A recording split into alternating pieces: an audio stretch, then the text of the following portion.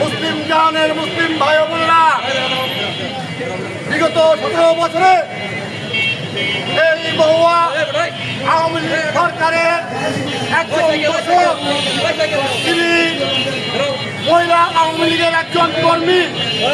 আপনাদের মনে হয় এখানে আসবে না, তার বাড়ি পূর্ব খাবারপুরে, পূর্ব খাবারপুরে তিনি আওয়ামী লীগকে পৃষ্ঠপোষকতা করেছে।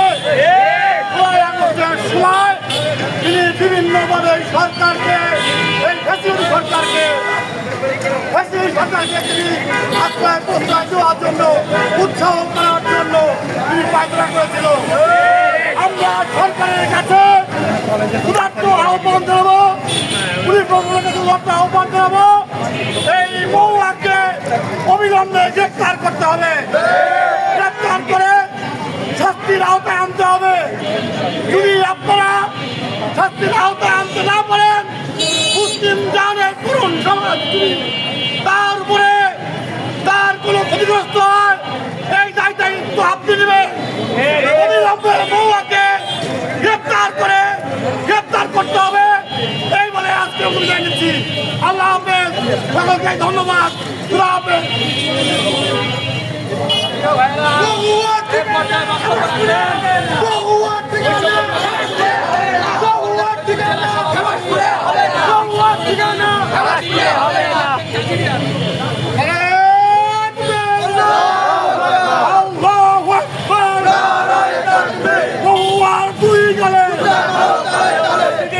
আসসালামু আলাইকুম। আমাদের এই 90% মুসলিমের দেশে আমাদের মনে রক্তক্ষরণ হয় যখন আমরা দেখি কোনো প্রাইভেট ইউনিভার্সিটির কেউ কুরআন এবং আমাদের রাসূল সাল্লাল্লাহু আলাইহি ওয়াসাল্লামের অবমাননা করে। কিন্তু আমাদের এই ফরিদপুরের বুকেও যে একজন কুরআনে অবমাননা করে তার খোঁজ আমরা রাখি। এইখানে যে মুহাম্মদ সাল্লাল্লাহু আলাইহি ওয়াসাল্লাম কুরুতি করে খোঁজ আমরা রাখি। আমাদের সকলের হৃদয়ের স্পন্দন হযরত মুহাম্মদ সাল্লাল্লাহু আলাইহি ওয়াসাল্লামের যে কুরুতি করছে তার আমরা কি ফরিদপুরে ঠাঁই দিব? প্রশাসন যদি তারা গ্রেপ্তার না করে আমরা কি প্রশাসনটা সুস্থভাবে বসতে দিব? এই মহুয়া নামের মহিলা, যার নামের সাথে ইসলাম জড়িত, সে বারংবার এই ইসলাম ফোবিয়া এবং সমকামিতা প্রমোট করার চেষ্টা করার মাধ্যমে ফরিদপুরের সমাজকে কলুষিত করার চেষ্টা করতেছে। আমরা কেন মেনে নিব? আমাদের অবস্থান থেকে আমাদের স্ট্যান্ডিং ক্লিয়ার। আজকে আমরা অল্প কিছু লোক নেমেছি, সামনে রাজপথ ভরে যাবে। কোনোভাবে আমাদের ফরিদপুরে সমকামিতা, কোনোভাবে জেন্ডার চেঞ্জিং, কোনোভাবে নাস্তিকতার কোনো আতর ঘরে ফরিদপুর আমরা হইতে দিব না। আজকে এখান থেকে আমরা বসে দিচ্ছি। আমরা এখান থেকে কয়েকজন লোক পুলিশ প্রশাসনের কাছে যাবো তার বিরুদ্ধে আইনি মামলা করার জন্য। যদি প্রশাসন দ্রুত পর্যায়ে ব্যবস্থা না নেয়, তাহলে যদি কোনো মব হয়ে যায় আমরা দায়ভার নিতে পারবো না।